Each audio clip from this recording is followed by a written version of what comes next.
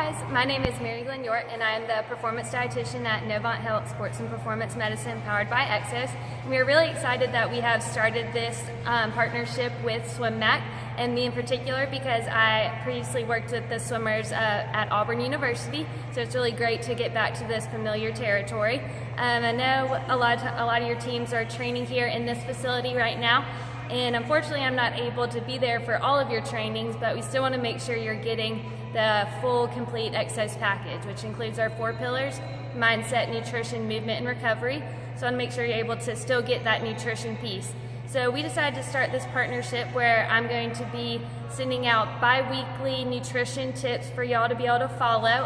We call them Whiteboard Wednesdays because every Wednesday here we'll go over them with our members, but try to come up with some specific topics for you guys, ones that you can really use to help take your swimming to the next level and your overall training, because everything really starts with the nutrition. It is the backbone for your performance. So we like to consider food as fuel, what you put in your body and how it's going to fuel you for your training. So then I also want to introduce to you the first Whiteboard Wednesday that we will be sending out to you guys. So at EXOS within nutrition, we have 5 principles that we follow, and this first one that we'll go over is called Fueling for Impact. Basically means eating minimally processed foods and paying attention to the foods that you're putting in your body and how they're going to fuel you for that activity. Focus on getting minimally processed foods because these are the ones that will have the most nutrients for your body and help you perform at your best. And so I'm sure you've heard of the terms carbs, proteins, and fats, but we like to give these groups of foods action verbs so you can really understand what each food group does for your body. First one on the far left we'll start with is what we call protectors. These are your healthy fats, and so a good way to remember these is say eat fats that give back. A lot of times fats get a bad rep. You think that eating fat is going to make you gain weight, but that's not the case. You just need to make sure you're eating the correct fats, so ones that give back to your body, ones that are beneficial for your body. So we call them protectors because they help protect your bones, muscles, joints, and organs. They also help you feel fuller for longer. So these are something that are really important to get in your daily diet. So you want to prioritize unsaturated fats. What that means is ones that are coming from plants and nuts and seeds and fish. These are ones that will help fight inflammation that happens in your body. So some good examples of these are olive oil, nuts, nut butters, seeds, fish, and avocado. The next one we'll talk about are builders. These are your proteins. So we call them builders because they help you build muscles, tissues, and bones. And so these are really important for you to get throughout the day. Your body can only absorb so much protein at one time.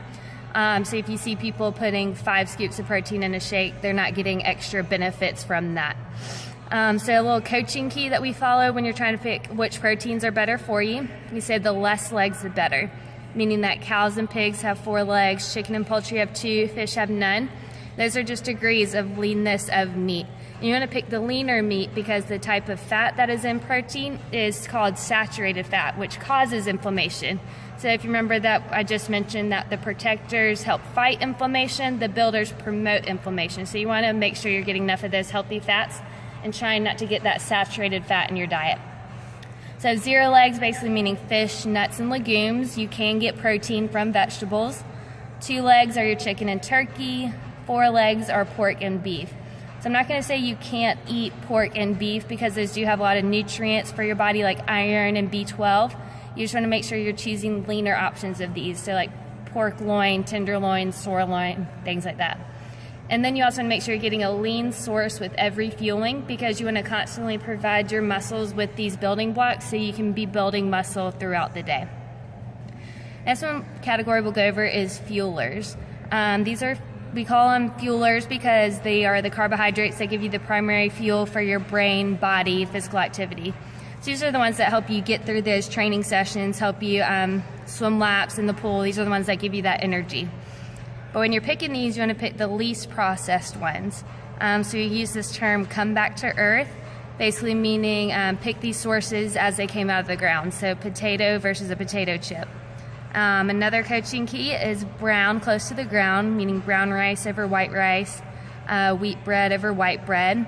And the reason for that is the brown just shows that it has this nutrient called fiber. fiber, something that helps you digest these carbs a little bit slower so you can feel fuller for longer. And it also kind of acts as a scrubber through your system. So if you do look at nutrition labels, a good thing to look for is at least 3 grams of fiber per serving. That's just an adequate way to make sure you're getting that fiber.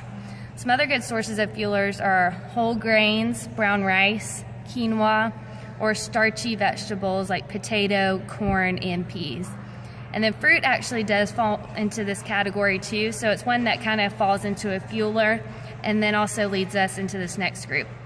Next group is preventers. These are your fruits and vegetables. We call them preventers because they're very high in antioxidants, which help you prevent getting injured, help prevent you from getting sick. So you want to make sure you're getting at least 3 colors on every plate at each meal. And we also say up your color quotient because each color actually does something different for your body. So color variety equals nutrient variety. Orange foods help with your eyes. Yellow foods help with your brain. White foods help with your immunity. Red foods help with your heart and circulation. Purple foods help with your microcirculation, so basically getting those nutrients all the way to your fingers and toes. And green foods help with your bone and muscles. So you want to make sure you're getting a variety and eating a rainbow. So that's just it for today for this whiteboard.